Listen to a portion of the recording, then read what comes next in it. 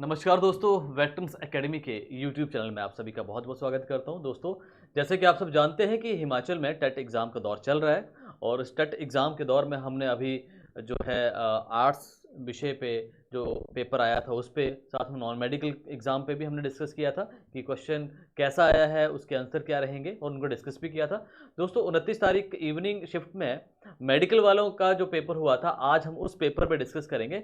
और दोस्तों, जैसे कि आप जानते हैं कि मैं जीके के जितने भी क्वेश्चंस होते हैं उन पे डिस्कस करता हूँ उसके आंसर और एक्सप्लेनेशन के साथ। तो दोस्तों, आइए देखते हैं कि आज जो हम डिस्कस करने जा रहे हैं, जो 29 जून को जो एग्ज़ाम हुआ था मेडिकल विषय पे, तो उस पे क्या-क्या जीके क्वेश्चन आए थे। दोस्तों, ये जीके क्वेश्चन थे general awareness and environmental studies जो है 121 से लेके 150 तक के 30 एक क्वेश्चन जो हैं आपको यहाँ पे देखने को मिलेंगे।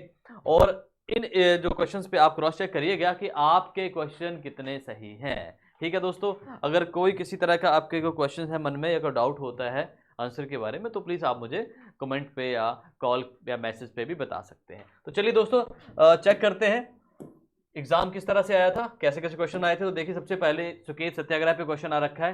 क्वेश्चन नंबर 121 की अगर हम बात करें, हिमाचल जीके से क्वेश्चन है कि सुकेत सत्याग्रह कब हुआ था। दोस्तों, सुकेत सत्याग्रह अगर हम देखते हैं, आज़ादी के बाद सुकेत सत्याग्रह हुआ था। रियासतों को इकट्ठा करने एक बहुत बड़ा चैलेंज था। तो इस चैलेंज को, जो सुकेत सत्याग्रह जब हुआ था दोस्तों, तो पंडित पद्म देव जी और हमारे जो अभी जो 22 परमार जो पहले हिमाचल के मुख्यमंत्री रहे, उनके जो हाथ में ये बागडोर दी गई थी। तो वो नेतृत्व कर रहे थे, रियासतों को इकट्ठा कर रहे थे। तो तब जाके ये फरवरी, अगर हम इसकी शुरुआत करें, पहली बैठक जो हुई थी 8 फरवरी 1948 को सुकेत सत्याग्रह की पहली बैठक हुई थी। और फेब मंथ में ये सुकेत सत्याग्रह प्रॉपर तरह से अभियान इसका चलाया गया था। ठीक है, चलिए यहाँ जो हम इस क्वेश्चन की बात करें, 121 का सही आंसर आएगा डी। ठीक है, फरवरी 1948 यहाँ राइट आंसर है। चलिए दोस्तों, अगला क्वेश्चन की बात है, हम अगर करें, हिमाचल प्रदेश में ई टैक्सी की खरीद पर पात्र व्यक्ति को कितने प्रतिशत की सब्सिडी प्रदान की जाएगी। तो दोस्तों, कुछ समय पहले जो अभी मौजूदा सरकार हमारी, जो अभी जो सुक्खू सरकार है, जो सुखविंदर सिंह सुक्खू जी, उन्होंने कहा था कि हमारा अभियान है कि आने वाले समय में हम हिमाचल का जो पर्यावरण है इसको प्रॉपर शुद्ध रखने के लिए अभियान जारी रखेंगे। अलग अलग जो टाइप्स जितने भी हमारे ऐसे कोशिशें होंगी, इनमें सबसे बड़ा है कि यातायात जो पोल्यूशन होता है उसको कैसे कम कर सके। तो इसके लिए जो आने वाले समय में जो ई टैक्सीज है उन पे जोर दिया जा रहा है। तो उन्होंने कहा था कि जब अगर जो कोई इस पहल में आता है तो उसको 50% की हम छूट दे सकते हैं ई टैक्सी खरीद में। ठीक है जी, या कन्वर्ट करने में, तो 50% इन्होंने कहा है। तो इसका सही आंसर दोस्तों सी आएगा। चलिए नेक्स्ट क्वेश्चन की तरफ चलते हैं। मंडी का विक्टोरिया ब्रिज किस वर्ष बनाया गया था। दोस्तों, मंडी का विक्टोरिया ब्रिज जो है ब्यास नदी पे बनाया गया पुल था 1877। तो दोस्तों, इसका सही आंसर ए आएगा।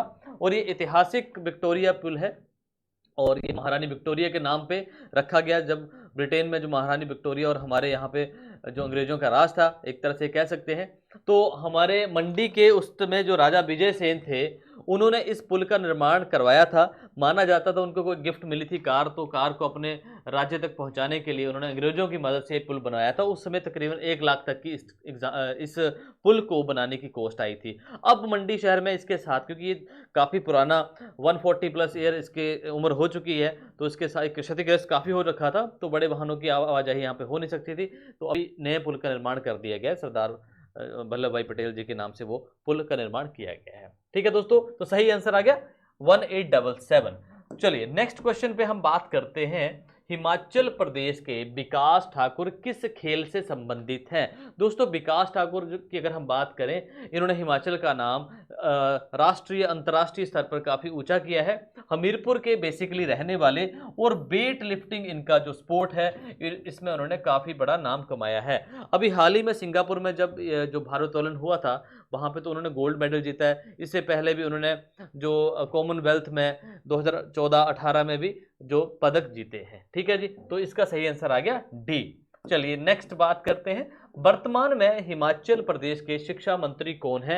एक आसान सा क्वेश्चन है। अगर हम मिनिस्ट्री, कैबिनेट मिनिस्ट्री आपने देख ही ली होगी, इसमें हम देखते हैं कि एजुकेशन मिनिस्टर जो है रोहित ठाकुर जी हैं, जिन्होंने हाल ही में भी कहा था, क्योंकि देखिए आज हम उस एग्जाम की बात करें, टेट की एग्जाम की बात कर रहे हैं। आफ्टर टेट जब कोई जो वैकेंसीज निकलेंगी तो वहाँ आप अप्लाई कर पाएंगे। तो दोस्तों ये आपके लिए भी बहुत बड़ी खुशखबरी थी जो हिमाचल में जो टेट के स्टूडेंट्स जो HP टेट दे रहे हैं, जो कमीशन दे रहे हैं उनके लिए, कि बहुत जल्दी जो है एजुकेशन डिपार्टमेंट में भी बहुत ज़्यादा नंबर में पोस्ट आने वाली है। इन्होंने अभी 3-4 दिन पहले आर्टिकल दिया था, बताया था उन्होंने, ठीक है।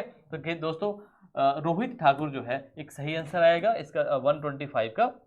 शिक्षा मंत्री कौन है? रोहित ठाकुर जी हैं। चलिए अगले क्वेश्चन की बात करते हैं। न्यूजीलैंड की राजधानी कौन सी है? 126 क्वेश्चन की बात करें तो दोस्तों न्यूजीलैंड की राजधानी है वेलिंगटन। तो वेलिंगटन यहाँ पे सही आंसर आएगा बी, वेलिंगटन जो है न्यूजीलैंड की राजधानी है। चलिए आगे चलते हैं।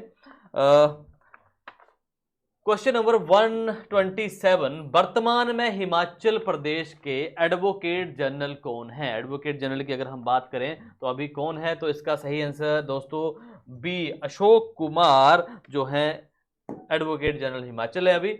अभी अगले क्वेश्चन की तरफ चलते हैं कि central leather research institute in India, central leather research institute मतलब भारत में केंद्रीय चमड़ा अनुसंधान संस्थान कहां पे है?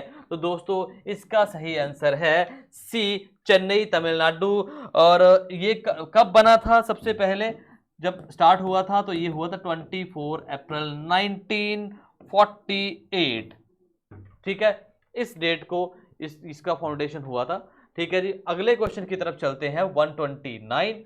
तो 129 क्वेश्चन की बात करें, वर्तमान में राज्यसभा के सभापति कौन हैं? तो दोस्तों बता दूं कि राज्यसभा के सभापति कौन होते हैं?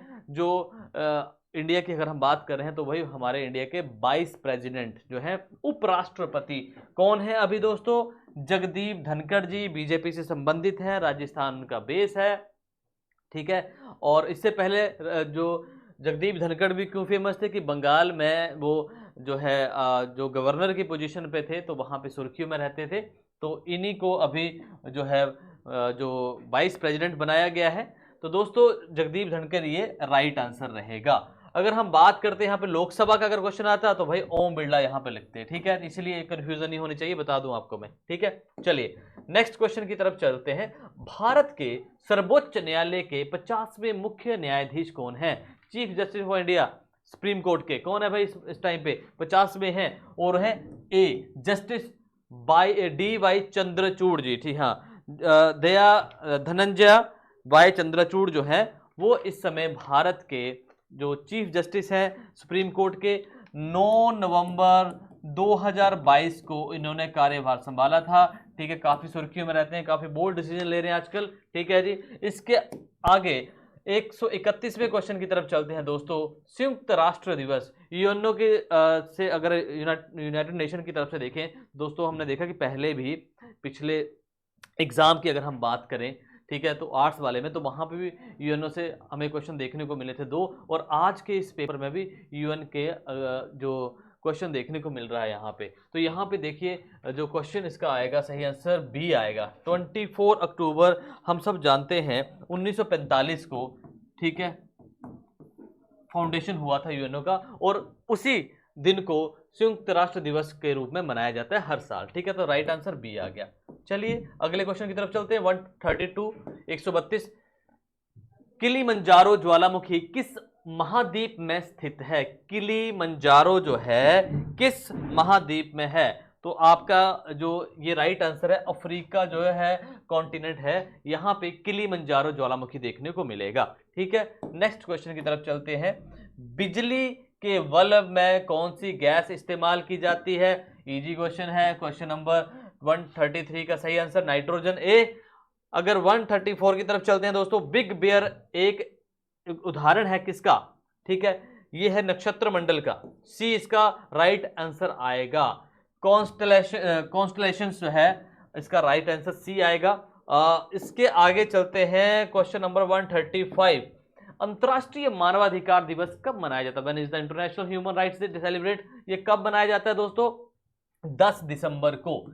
ये इंटरनेशनल ह्यूमन राइट डे 10 दिसंबर को मनाया जाता है। 10 दिसंबर 1948 को इसकी नींव रखी गई थी, ठीक है जी, और तब से इसी दिन को ये जो है अपना बनाया जाता है, क्योंकि यूनाइटेड नेशन जनरल असेंबली में इसको अडॉप्ट किया गया था 10 दिसंबर 1948 को, कि इसके तहत कि दुनिया में मानव अधिकारों का उल्लंघन ना हो, ठीक है, जो इंसान जो जितने भी हमारे ह्यूमंस हैं भी उनके भी राइट्स हैं अपने, ठीक है। तो इंटरनेशनल जो है लेवल पे कि किसी कंट्री में भी ये कुछ अगर चीज़ें होती हैं तो भाई यूएन की तरफ से और इंटरनेशनल ह्यूमन राइट जो है इनकी तरफ से वो एक गाइडलाइन दी जाती है कि भाई कैसे इनको जो है मानव अधिकार जितने भी हैं इनका जो है हनन नहीं होना चाहिए, ठीक है जी। चलिए अगले क्वेश्चन की तरफ चलते हैं। क्वेश्चन नंबर 136 जो है क्या है, मिस यूनिवर्स 2022 कौन बनी, who has become miss universe 2022, ठीक है। 2022 की मिस यूनिवर्स कौन बनी है, तो दोस्तों यहाँ पे इसका सही आंसर सी आएगा, आर बोनी ग्रेवियल जो है मिस यूनिवर्स है। ये यूएसए से संबंधित हैं, यूनाइटेड नेशन से ही है। तो दोस्तों यहाँ पे आप देख रहे हैं कि यहाँ पे हरनाज कौर संधू का भी नाम आ रहा है, तो आपने ध्यान रखना दोस्तों ये भी मिस यूनिवर्स हैं, पर ये बीते समय पे मतलब 2021 की, ठीक है। अभी 2022 की बात हो रही है, तो आर बोनी ग्रेवियल जो है यूनाइटेड स्टेट की, ये है अभी इस 2022 में मिस यूनिवर्स। चलिए क्वेश्चन नंबर 137, ऑस्ट्रेलियन ओपन 2023 का पुरुष एकल खिताब किसने जीता, ठीक है जी। तो ये पुरुष का जो एकल खिताब जो है 2023 का किसने जीता है, तो दोस्तों नोवाक जोकोविक ने 2023 का ऑस्ट्रेलियन ओपन जीता है। और दोस्तों ऑस्ट्रेलियन ओपन के बाद जो है फ्रेंच ओपन आता है, तो फ्रेंच ओपन 2023 भी नोवाक जोकोविक ने ही जीता है, जो कि रेड क्ले पे होता है, रेड मिट्टी वाला जो कोर्ट होता है उस पर। अगर ऑस्ट्रेलियन ओपन की बात हो रही है दोस्तों तो ये हार्ड कोर्ट पे होता है। और नोवाक जोकोविक जो है अभी सबसे ज़्यादा उन्होंने ऑस्ट्रेलियन ओपन जीते हैं अपनी ज़िंदगी में। ये इनका 10वां जो था जो ग्रैंड स्लैम था अपना जो ऑस्ट्रेलियन ओपन वाला। और इसके अलावा अगर देखा जाए कि इस समय नंबर 1 दुनिया का टेनिस प्लेयर कौन है, तो वो भी नोवाक जोकोविक ही हैं, क्योंकि उनके पास सबसे ज़्यादा जो है ग्रैंड स्लैम है, टोटल 23, ठीक है। अभी इनका जो है दौर चल रहा है, इससे पहले संयुक्त रूप से जो राफेल नडाल के साथ 22-22 पे बैठे हुए थे, दोनों 22 इनके पास थे, 22 ही नोवाक जोकोविक और नडाल के पास। अभी हाल ही में जब इन्होंने जो अगला जो ग्रैंड स्लैम जीता तो ये 23 के साथ अब नंबर 1 हो चुके हैं, ठीक है दोस्तों। चलिए आपका ग्रैंड स्लैम यहाँ पे क्लियर हो गया है। अब आगे चलते हैं 138। अगर ग्रैंड स्लैम पे अगर वीडियो चाहते हैं तो मैं एक प्रॉपर वीडियो जो है ग्रैंड स्लैम पे अगला प्रॉपर डालने वाला हूँ कि कौन से कोर्ट पे कब खेला जाता है, कौन कौन से जो ऑस्ट्रेलियन ओपन का बादशाह कौन है, फ्रेंच का कौन है, यूएस का कौन है, तो वो सारी चीज़ें मैं डिटेल में डाल दूंगा। चलिए क्वेश्चन नंबर 138 की बात करूं तो ग्रैमी पुरस्कार किस क्षेत्र में दिया जाता है, तो दोस्तों ग्रैमी अवार्ड जो है म्यूजिक के विषय में दिया जाता है। आप देख पाएंगे कि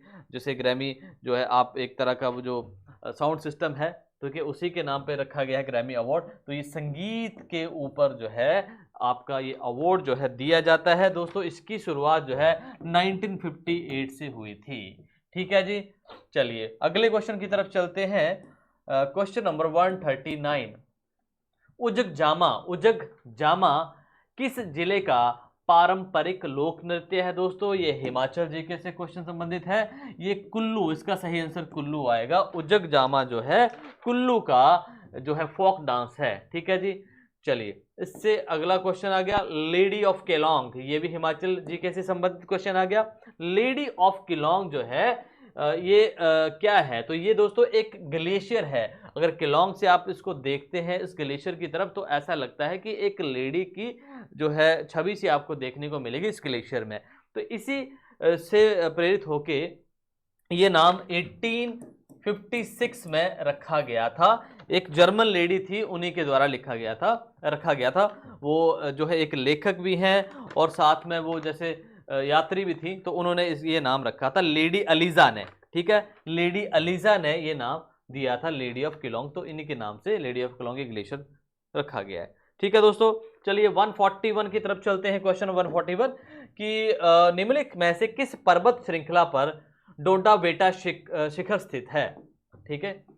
डोडा बेटा शिखर है कहाँ पे, तो दोस्तों ये भारत में नीलगिरी की पहाड़ियों पे। तो इसका सही आंसर ए आ गया, नीलगिरी की पहाड़ियाँ। तो डोडा बेटा शिखर की अगर बात करें दोस्तों तो सी लेवल से 2000 637 मीटर की हाइट है इन पहाड़ियों की, ठीक है। और दोस्तों ये जो है वेस्टर्न तमिलनाडु में नीलगिरी जो माउंटेन्स पर लोकेटेड हैं, ठीक है जी।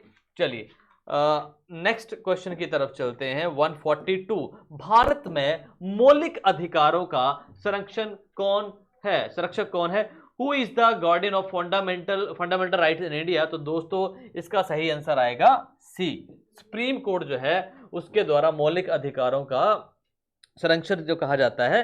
अगर फंडामेंटल राइट की बात करें तो उसका संरक्षण सुप्रीम कोर्ट में है कि अगर आपको फंडामेंटल राइट में कोई दिक्कत लगती है कि आपका वो राइट में कोई प्रॉब्लम चल रही है, आप पे इश्यूज आ रहे हैं, तो आप डायरेक्ट जो है सुप्रीम कोर्ट में जो है जा सकते हैं। अदरवाइज अदर अधिकारों की बात करें तो आप डायरेक्ट सुप्रीम कोर्ट में नहीं जा सकते, उसका एक जो है प्रोसेस है कि आप लोअर कोर्ट से अपर ऊपर तक जाएंगे, ठीक है। तो अदरवाइज फंडामेंटल राइट की बात होती है तो डायरेक्ट आप सुप्रीम कोर्ट का दरवाजा खटखटा सकते हैं। चलिए नेक्स्ट क्वेश्चन 143, भारतीय सेना की सेना प्रशिक्षण कमान का मुख्यालय भारत में कहाँ है? Where is the headquarter of the Indian army training command located in India? तो दोस्तों ये इसका सही आंसर आएगा शिमला। 1993 21 मार्च 1993 को ये शिमला में जो है ये हेडक्वार्टर ओपन किया गया था दोस्तों। इससे पहले जो है एमपी में था ये, ठीक है। अब ये शिमला में है 1993 से हेडक्वार्टर। चलिए अगले क्वेश्चन की बात करते हैं 144 की। मोहिनी अट्टम किस राज्य का लोक नृत्य है? दोस्तों 144 का सही आंसर आएगा केरला, डी इसका सही आंसर है। बात करें संविधान सभा में उद्देश्य प्रस्ताव किसने पेश किया? दोस्तों who introduce the objective resolution in the constitution assembly? तो इसका सही आंसर आएगा दोस्तों जवाहरलाल नेहरू ने ये जो है ऑब्जेक्टिव दिया था, ठीक है जी। चलिए इसका जो अगला क्वेश्चन आता है इस एग्जाम में 146 आ गया दोस्तों, ओजोन लेयर से आ गया। ओजोन परत इसमें से किस में होती है? In which of the following is the ozone layer? तो दोस्तों ओजोन लेयर जो है आप देखते हैं सेकंड लेयर है, और ये सेकंड लेयर जो होती है समताप मंडल स्ट्रेटोस्फेयर जो है ओजोन लेयर यहाँ पे होती है। पृथ्वी तल से 20 से 50 किलोमीटर के बीच का जो एरिया है वहां पे स्ट्रेटोस्फेयर आपको देखने को मिलती है। चलिए क्वेश्चन नंबर 147, पंडित रविशंकर कौन सा वाद्य यंत्र बजाते हैं? दोस्तों बहुत ही बड़ा नाम है पंडित रविशंकर जी। 147 क्वेश्चन का सही आंसर अगर आप लिखते हैं तो ये जो है सितार वादक थे, ठीक है। और 1999 में इन्हें भारत रत्न, भारत का जो सर्वोच्च सम्मान है भारत रत्न से भी इनको सम्मानित किया गया था, नवाजा गया था, ठीक है। 148 क्वेश्चन की बात करें नेक्स्ट, तो फेमा क्या है? ठीक है दोस्तों, फेमा क्या है? फॉरेन एक्सचेंज मैनेजमेंट एक्ट 1999 के तहत, ठीक है। तो फेमा जो है फॉरेन एक्सचेंज मैनेजमेंट एक्ट है, ये 1999 में एक्ट बनाया गया था, ठीक है जी। चलिए इसके अगला जो क्वेश्चन की बात करें, रोम नगर किस नदी के किनारे बसा है? तो दोस्तों रोम इटली की राजधानी क्या है? रोम है, तो ये टिब्बर नदी के किनारे बसा है, ठीक है। या टाइबर नदी के किनारे बसा है। चलिए नेक्स्ट क्वेश्चन आता है 150, बुशमैन जनजाति किस मरुस्थल में निवास करती है? In which desert does the Bushman tribe lives? तो दोस्तों इसका सही आंसर है जो बुशमैन प्रजाति जो है कालाहारी।